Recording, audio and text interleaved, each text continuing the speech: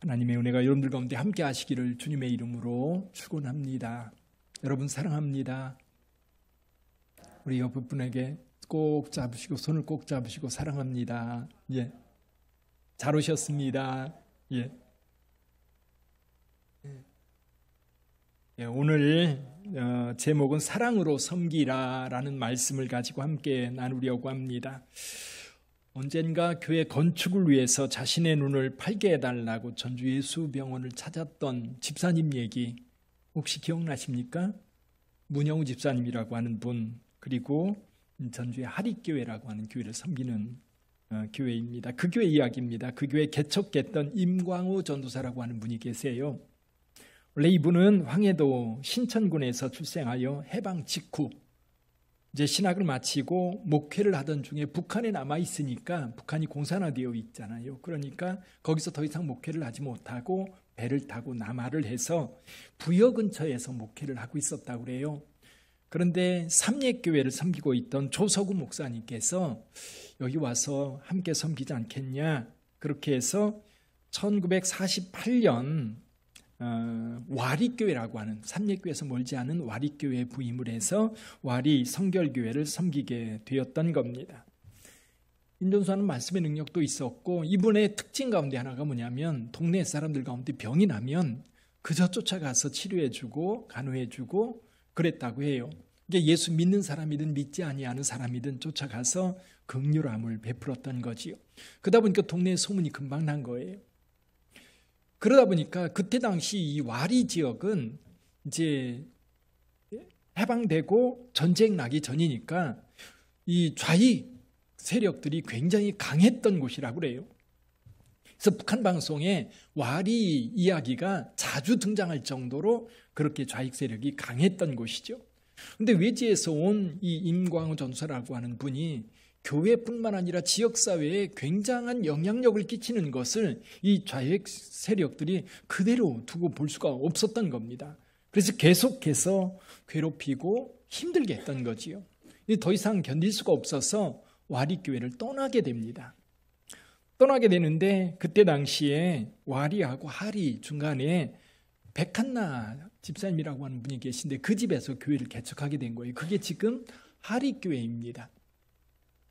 그 하릿교회에서 이제 교회를 섬기고 있는데 굉장히 열정적으로 헌신적으로 섬기고 와리교회에서도 많은 성도들이 와서 같이 교회 부흥을 돕게 되었고 그해 1950년입니다. 그해 결혼하고 그해 교회 건축을 시작했는데 건축을 시작하다 보니까 6.25 전쟁이 났잖아요.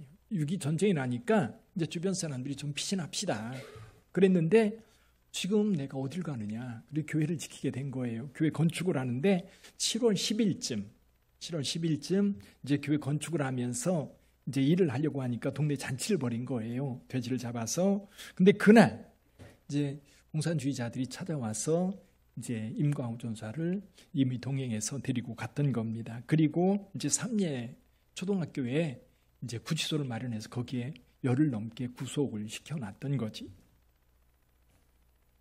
잠깐이면 된다고 하고 끌고 갔는데 4주일 남는 겁니다. 근데 이제 거기서도 이제 공산주의자들이 계속 이렇게 얘기하는 거예요. 내가 기독교 신앙을 포기하면 살려주겠다. 그런 얘기하면 임광우 전은 우렁찬 목소리로 거기 있는 그 좌익분자들한테 그렇게 얘기를 했다고 합니다. 당신들도 예수 믿고 구원받아 천국 가십시오. 당신들이 주장하는 유토피아는 예수 믿고 죄 용서 받아야 천국에서 맛볼 수 있는 것이요. 이제 그 이야기 증언은 그 감옥에 같이 갇혀 있었던 이 하릿교회 백한나 집사 또 삼례장로교회 한 장로님이 그것을 보고 증언해 준 거예요.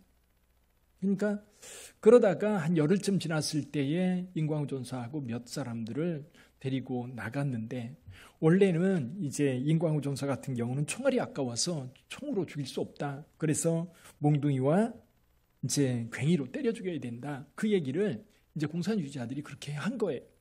그리고 이 인물이 동행해서 나갔는데 그 뒤로 행방불명, 죽었는지 살았는지 모르는 그런 상황이 되어버린 거지. 그래서 우리 성결교회에서는 임광우 전사를 순교자로 그렇게 인정을 하고 순교자로 받아들이고 있습니다. 사랑하는 성도 여러분, 교회는 그냥 세워지는 건 아닌 것 같아요. 교회는 임광훈 전사 같은 경우 교역자로 섬겼다면 그 뒤로 한 10년 뒤쯤에 문영우 집사 같은 경우는 자기 눈을 빼서라도 교회를 건축하고 싶은 그 간절함이 오늘 하립교회뿐만 아니라 성결교회 그리고 한국에 교회를 세워왔던 겁니다. 우리 빛된 교회는 어떤가요? 아마 여기 얼마 안 된 성도들 계실 거고 거의 초창기부터 교회 신앙생활 하신 분들도 계실 거예요. 교회 섬기면서 교회 어려운 일들이 많이 있었습니다. 그 많은 어려움이 있을 때에 그때 눈물로 기도하던 성도들이 있었던 거예요. 그때 교회가 위기를 당할 때에 정말로 이 교회를 위해서 눈물로 기도할 뿐만 아니라 어떻게든지 이 교회의 문제를 해결하고 교회를 바르게 세우려고 애썼던 성도들의 헌신이 있었기 때문에 오늘 우리 교회가 있는 겁니다. 그냥 있는 게 아니에요. 교회가 건축되어졌습니다. 그냥 건축된 거 아닙니다. 거기에 눈물의 기도가 있고 보이지 않는 헌신이 있고 정말 수고하고 애쓴 분들이 있었기 때문에 오늘 우리가 있는 거예요. 내가 어떻게 건강한 사람이 되어서 오늘 여기 여러분들 앞에 서 있습니까? 내가 태어났을 때 부모님들의 수고가 있었고 학교 다닐 때 학교 선생님들의 가르침이 있었고 그리고 주변에 많은 사람들의 도움이 있어서 내가 오늘 여기 서 있는 것도 마찬가지로 주님의 몸된 교회인 빛된 교회도 그냥저냥 세워져 그냥저냥 있다 보니까 여기 오게 된 거 아니에요. 뭐 여러분들이 보실 때에 아이고 고만고만한 교회 그저 그런 교회 아이고 은혜도 안 되고 뭐 그런 교회 아니에요. 수고한 분들을 드러내서 이야기하다 보면 눈물 없이는 들을 수 없는 이야기들이 너무 많을 거예요. 사랑하는 성도 여러분, 그래요. 교회 세워지는 데는 그냥저냥 세워진 건 아닙니다. 제일 먼저 예수 그리스도의 십자가 사건이 있었고요. 그리고 십자가 사건뿐만 아니라 성도들을 내 기도와 헌신과 섬김이 있었기 때문에 오늘 저와 여러분들이 있는 겁니다. 아멘. 보이지 않는 나는 안 했을지 모르지만 누군가가 그렇게 한 거예요. 누군가가 눈물로 기도한 거예요. 누군가가 없는데도 불구하고 헌금한 거예요. 누군가가 시간이 없는데도 와서 섬긴 거예요. 그래서 오늘 교회가 이루어지게 된 겁니다. 오늘 다시 한번 우리 몸된 교회, 주의 몸된 교회를 생각하면서 사랑으로 섬기자.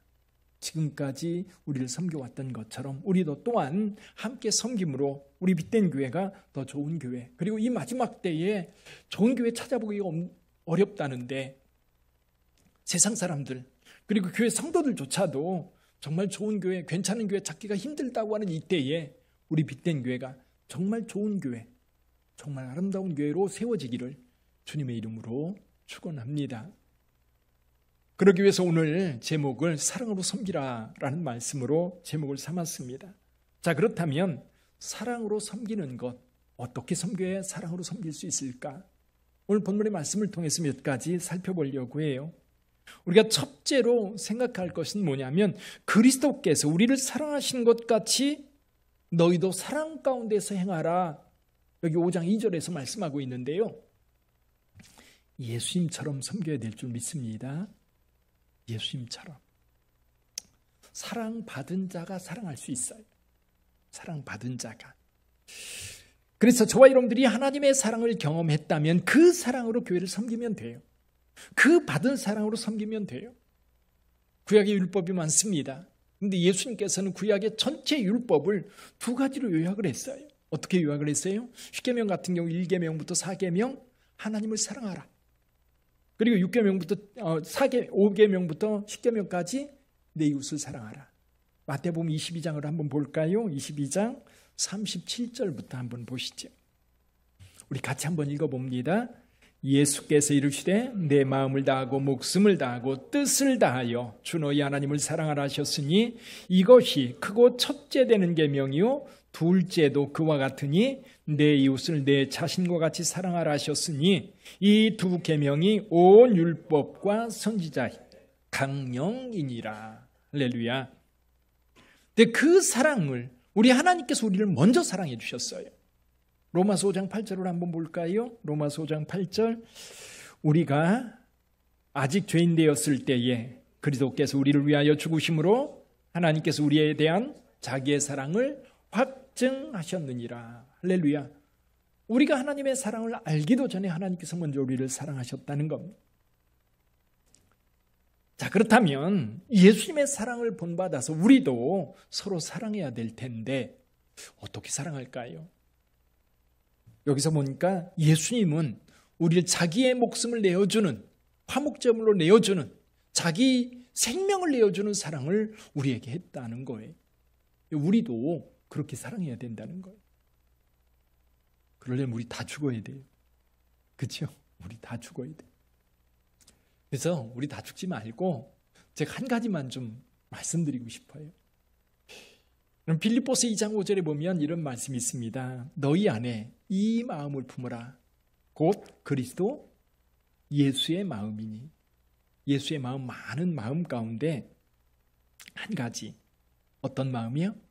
긍휼함을 좀 품었으면 좋겠어요. 긍휼함. 우리 형제 자매들을 볼 때 긍휼함이 있었으면 좋겠어요. 근데 어떤 분들은 그렇게 얘기를 하더라고요.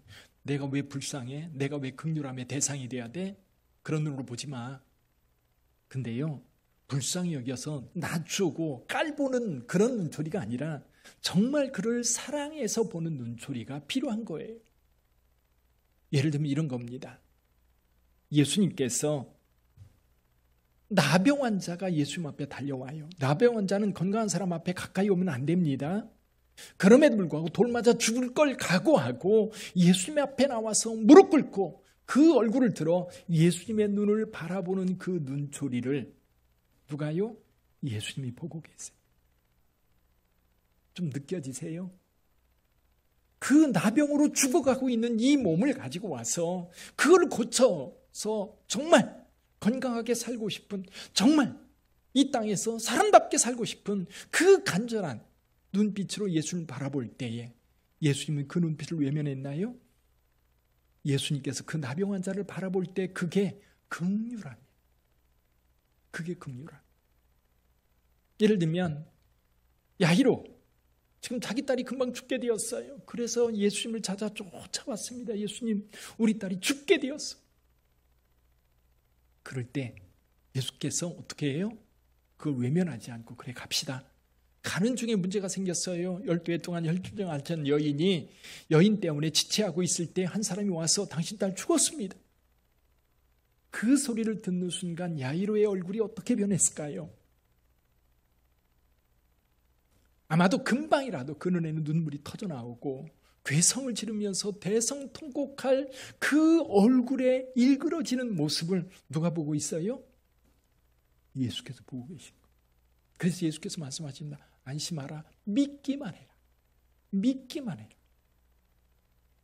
그 마음을 아시기에 예수님께서 그 마음에 품고 있는 그 마음, 그 긍휼함이 예수님 마음에 가서 야이로의 딸 살려줍니다. 아들 하나 의지하고 살았던 과부가 있었습니다. 그런데 그 아들이 죽었어요. 매장하기 위해서 동네 사람들이 상여에 그 시신을 싣고 걸어갈 때 뒤쫓아오는 그 여인을 보는 예수님의 얼굴과 그 눈이 긍휼함이에요. 긍휼함. 우리가 교회 안에서 그 긍휼함을 좀 품었으면 좋겠어요. 서로에게. 여러분들은 목사에 대해서 긍휼함을 품고요. 저도 여러분들을 위해서 긍휼함을 품고요. 여러분 아내와 남편들 그리고 서로를 긍휼함을 가지고 바라봤으면 좋겠어요. 힘들고 어려울 때만이 아니잖아요. 물론 힘들고 어려울 때에 우리가 그를 긍휼히 여기고 손 잡아주는 것. 그 마음이 있어야 이게요. 소통이 되는 것 같아요. 아프고 힘든 성도가 있을 때 그저 가서 손 잡아주고 얼마나 힘들어. 얼마나 힘들어. 내가 기도할게. 그렇게 말할 수 있는 그 마음은요. 예수 마음, 그 긍휼함을 품을 때 가능한 거예요. 그런 마음이 없는데 어떻게 가서 위로를 해줍니까? 그런 마음이 없는데 어떻게 그를 위해서 기도합니까? 우리 빛된 교회는 그 마음을 품는 교회가 되기를 주님의 이름으로 축원합니다. 그 마음 품으세요. 교회 안에서 또 좀 시끄러운 사람들 있잖아요. 좀 성격이 이렇게 다스려지지 않는 분들이 있다 할지라도 긍휼함으로 보세요. 그러면 이해가 돼요. 사랑하는 성도 여러분, 날마다 부부싸움 하다가도 어느 날 꾸정하게 앉아있는 뒷모습을 보고 불쌍히 여겨질 때 용서가 되고요. 받아들여지게 되고요. 그때부터 사랑하게 되는 것 같아요. 그렇죠? 부부가 살 때도 긍휼함이 있을 때에 그제야 이제 진짜 부가 되나 보다 그런 생각하잖아요. 자녀를 볼 때도, 부모를 볼 때도, 형제들을 볼 때도, 또 거리에 다니는 사람들에게 복음 전달하러 나갔을 때에 그들을 향한 긍휼함이 없이 어떻게 전도가 됩니까? 전도 안 돼요. 그들이 하나님의 은혜 안에 거하기를 간절함으로 바랄 때에 정말 예수님의 위로가 필요하다는 그 간절함이 우리 안에 있을 때에 전도도 되는 거 아니겠어요? 여러분, 예수 마음 그 가운데 긍휼함을 좀 우리 마음에 품으십시다. 그 품고 서로를 보는 거예요. 긍휼함을 품고. 두 번째, 사랑으로 섬기라라고 할 때에 우리 4장 25절을 좀 한번 읽어볼까요? 다시 한번 보죠. 25절 같이 읽어봅니다. 그런즉 거짓을 버리고 각각 그 이웃과 더불어 참된 것을 말하라. 이는 우리가 서로 지체가 됨이라. 할렐루야. 거짓을 버리고 참말을 하라고 말씀하고 있습니다. 여러분, 거짓은요 사탄의 도구예요. 이해가 되세요? 거짓의 영은 분열의 영입니다. 분열시켜요. 다툼을 만들어내요. 갈등을 만들어내요. 그러니까 교회에 거짓이 들어오면요 교회가 분열이 돼요. 많은 사람이 상처를 입습니다. 자, 그런데요 우리에게 중요한 것이 있어요. 교회 안에 성도들이 거짓말하려고 하는 사람 없습니다. 적어도 빛된 교회 성도들은 거짓말하려고 작정하고 속이려고 하는 사람, 사기치려고 하는 사람 있어요, 없어요? 없어요. 아멘? 없어요. 근데 문제는 한 가지 있어요. 그게 뭐냐면 인간의 연약함이에요. 누군가 둘이 대화를 했는데 두 사람의 대화, 전하는 사람의 대화를 이 받는 사람이 똑같이 이해를 하느냐? 그렇지 못해요. 그건 인간의 연약함 때문에 어쩔 수 없어요. 이해력이 부족하기도 하고 또 내가 가지고 있는 어떤 선입견 때문에 상대방으로부터 전해진 이야기가 여기에서 또 바뀌어요. 이게 두세 번 바뀌면요 넘어가면요 이상한 이야기가 되는 거예요. 그래서 거짓말이 되는 거예요. 그래서 그럼 이럴 때 어떡할 거예요? 저는 여러분들한테 이렇게 말씀드리고 싶어요. 자, 저를 디스하는 말을 누가 했대요. 내 귀에 들렸어요. 어느 권사님, 목사님 억수로 욕했대요. 그래요? 그 양반 왜 그랬대요? 나도 모르겠어요. 목사님한테 많이 서운한 게 있나 봐요. 이럴 때 둘 중에 하나를 선택하세요. 하나는 뭐냐면 내 마음에서 해결하세요. 내 마음에서. 어떻게 해결하면 될까요? 우리 집사님, 우리 권사님 그럴 리가 없어. 원래 그런 분 아니야. 내 마음에서 해석을 하세요. 아멘? 그게 안 되는 경우에 그렇게 해석하면 돼요. 교회 안에서요 나한테 욕했다고 하는 분, 나를 욕하고 나를 어떻게 했다고 하는 사람들이 내가 직접 듣지 않는 한은 정확하게 확인할 필요는 없어요. 그래서 내 마음에서 그냥 해소가 되면 괜찮아요. 이게 제일 좋은 방법이더라고요. 그럴 리가 없어. 그분이 그럴 리가 없지. 나하고 그분하고 같이 신앙생활한 세월이 얼마 안 돼. 그런데도 내 마음속에서 해소가 안 돼요. 밥 먹으려면 자꾸 생각나고 저녁에 자려고 누우면 자꾸 마음속에서 생각나요. 그럴 때 어떻게 하느냐? 당사자에게 직접 물으세요. 아멘. 이게 용기가 필요해요. 용기가. 그 사람이 나한테 그렇게 욕했다면 나를 진짜 미워하는 건데 싸우면 어떡하지? 두려워하지 마세요. 안 싸워요. 걱정하지 마세요. 다만 긍휼함을 가지고 가세요. 우리 권사님이 그렇게 얘기할 리가 없어. 그 마음을 가지고 권사님 이런 얘기가 들리던데 나 그 얘기 들으니까 기분 되게 나쁘더라고. 진짜 권사님 그런 얘기 했어? 이러면 어떻게 반응할까요? 여러분 한번 상상해보면 어떻게 반응할까요? 그 권사님이 목사님 저 그런 얘기 한 적 없어요. 근데 왜 이런 얘기가 나왔죠? 그러면 그제 무릎을 탁 치니까 내가 그런 얘기를 했었는데 그것 때문에 오해가 생겼나 봐요. 금방 풀어져요. 제가 교회에 어려움이 있을 때에 정말 이 말 한마디 때문에 교회가 완전히 분열이 됐던 때가 있었어요. 그래서 작심하고요 찾았어요.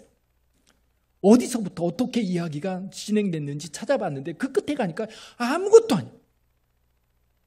정말 아무것도 아닌 말이 그냥 재정부에서 이야기를 하다가 나왔던 이야기가 점점 커져가지고 교회를 완전히 둘로 나누어놨더라고요. 교회 안에 대부분 그래요.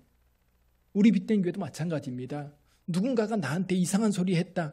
그러면요, 다른 사람 추적하지는 말고요, 제가 했던 것처럼 하지 말고, 그건 딱 한 번 저도 해봤어요. 그러니까 이렇게 하니까 정말 아무것도 아닌 것이 오해를 만들어가지고 이렇게 감정을 상하고 교회를 뒤집어 놓는구나. 그때 깨달았어요. 그러면 나에 대해서 어떤 안 좋은 소리가 들렸어요. 그러면 그 얘기를 했다는 분에게 직접 찾아가서 이야기를 하면 금방 풀어져요. 금방 해소돼요. 아멘. 싸울 일 없어요. 안 싸워요. 그런데 말을 하지 않으면서 속으로 부글부글 하면서 이 사람에게 또 다른 감정을 이야기하고 저 사람은 또 다른 감정을 이야기하니까 나중에 교회가 발칵 뒤집어지는 거예요. 그러고 나서 나중에는 아무것도 아닌 일이 밝혀지면 내가 창피해가지고 교회를 못 다니는 거예요. 내가 창피해가지고. 그러지 말았어야 되는데 막 떠들고 다닌 것 때문에 주워 담을 수가 없잖아요. 내가 잘못 알았어. 미안해, 내가 잘못 알았어. 그렇게 얘기하면 되는데 그럴 용기가 대개는 없어요. 그러다 보니까 어려워지는 거예요. 그래서 여러분, 그래서 교회 안에 말이 중요하잖아요. 교회 안에서. 그래서 나쁜 말을 하지 마세요. 나쁜 말 하지 말고, 그래도 나 욕했다는 분은 얘기 나오면 그 사람이 그렇게 욕했대. 우리 권사님 그런 분 아니야. 우리 권사님 참 따뜻한 분이야. 칭찬의 말, 격려의 말, 위로의 말, 사랑의 말, 이런 말을 하세요. 그럼 오해 안 생겨요. 그치요? 그 권사님이 당신 사랑한다는데, 정말 좋아한대 목사님. 그러면 그 좋아한다는 말을 바꿔가지고 다른 말로 어떻게 바꿀 거예요? 안 바뀌잖아요. 근데 거짓이 험담하는 말, 또 뭐라 그럴까요? 그런 나쁜 말들이 입에서 나올 때 문제가 되는 거예요. 나쁜 말들이 나올 때. 그래서 여러분, 섬긴다고 하는 것은 어떤 면에서 말을 잘하는 것도 굉장히 중요한 섬김 가운데 하나예요. 그래서 갈등과 다툼이 아닌 우리 교회 안에 이 말로 잘 섬겨서 교회가 따뜻하고 위로가 되는 그런 교회가 되기를 주님의 이름으로 축원합니다. 특히 목사님한테 시험 들었다고 할 때요, 교회 목사님한테 꼭 오세요. 그러면요, 얘기하다 보면 오히려 신뢰가 더 든든해져요. 더 돈독해져요. 그래, 그럴 리가 없지. 교회는 다 그래요. 교회 성도님들도 다 그래요. 서로에게도 마찬가지예요. 우리 교회 성도들만큼 좋은 사람들이 세상에 어디 있어요? 세상에 나가서 찾아보세요. 교회 안에서 경험하는 성도들만큼 좋은 사람들 어디 가서 찾아볼 수 있어요? 한 가지 더 말씀드린다면, 좀 더 적극적인 방법으로 섬기는 것이 있어요. 그게 뭐냐면, 나를 통해서 성도들이 은혜를 경험하게 하라. 은혜를 경험하게 하라. 우리 29절 한번 읽어볼까요? 29절 같이 읽어봅니다. 무릇 더러운 말은 너희 입 밖에도 내지 말고 오직 덕을 세우는 데 소용되는 대로 선한 말을 하여 듣는 자들에게 은혜를 끼치게 하라. 여기 은혜를 끼치게 하라. 이 말씀, 은혜를 끼치게 하라. 말로 은혜가 되게 하라. 말로 사람들의 감정을 상하게 만들지 말고 말로 그들이 하나님의 은혜를 경험하게 하라. 또 한 가지 28절도 읽어보죠. 28절 같이 읽어봅니다. 도둑질하는 자는 다시 도둑질하지 말고 돌이켜 가난한 자에게 구제할 수 있도록 자기 손으로 수고하여 선한 일을 하라. 자기 손으로 수고하여 어떤 일을 해라? 선한 일을 해라. 우리 교회 건축이 제대로 진행되지 않아서 이제는 끝났다라고 생각되어질 때, 제가 너무 답답해서 우리 지방의 목사님 한 분, 장로님 한 분 차 한잔 마시자고 그러고 불렀어요. 그래가지고 불러가지고 우리 교회가 지금 이런 형편입니다. 그러면서 저는 나름대로 기도하면서 좀 그분들이 먼저 살았으니까 좀 조언을 좀 구하고 싶어가지고 이제 이야기를 한 거예요. 이럴 때 어떻게 하면 좋을까? 목사님 이럴 때 어떻게 하면 좋아요? 장로님 이럴 때 어떤 방법이 있을까요? 근데 이분들이 갑자기 목사님 너무 걱정하지 마세요. 우리가 후원하겠습니다. 우리 지방에 다 이제 교회들마다 연락해가지고 단 2주 만에 1억을 만들어서 우리 교회 건축에 도와줬어요. 그런 예가 없어요. 다른 지방에서 그 소식을 듣고 우리 인천 동지방 우리 가야 되겠다. 아니 교회 짓는다고 1억을 헌금해 주는 그런 지방회가 세상에 어디 있나요? 아마 전에도 없었고 후에도 없을 거예요. 이해가 되세요? 전에도 그런 일이 없었고 후에도 그런 일이 없을 거예요. 그런데 하나님께서 우리 교회를 긍휼히 여겨서 그분들을 통해서 은혜를 베풀어 주신 겁니다. 물론 하나님께서 그들의 마음 그리고 많은 분들의 어떤 그 마음을 감동시켜서 헌금하게 했고 교회가 건축되도록 도와주셨습니다. 저는 어떻게 생각을 해요? 저는 그 목사님과 그 장로님 하나님의 은혜를 그들을 통해서 경험한 거예요. 우리 빛된 교회가 경험한 거예요. 교회를 건축하다 보니까 그런 일들이 많아요. 만약에 힘든 것만 생각하면 벌써 그만뒀을 거예요. 그런데 정말 뜻하지 않게 하나님의 손길들을 어느 권사님, 어느 집사님, 우리 교회 나오지도 않는 분들이 헌금해주고 그럴 때에 이건 하나님의 은혜다. 은혜가 아니라고 말하면 말할 수 없는 것이다. 근데 저와 여러분들의 삶에도 마찬가지인 거예요. 누군가가 말 한마디 한 것 때문에 여러분 자살하려고 와서 다시 사는 어떤 분이 이제 마포대교를 지나가는데 한 분이 밤에죠. 한밤중 지나가는데 이게 난간을 올라가려고 하는 모습이 이렇게 건너편에서 보이는 거예요. 그래서 차를 가고 세우고서 죽어라고 달려왔어요. 달려가지고 뛰어내리기 전에 끌어안았다고 그래요. 다리를 잡고 끌어내렸는데 끌어내리고 나서 이분이 한 행동이 뭔 줄 아세요?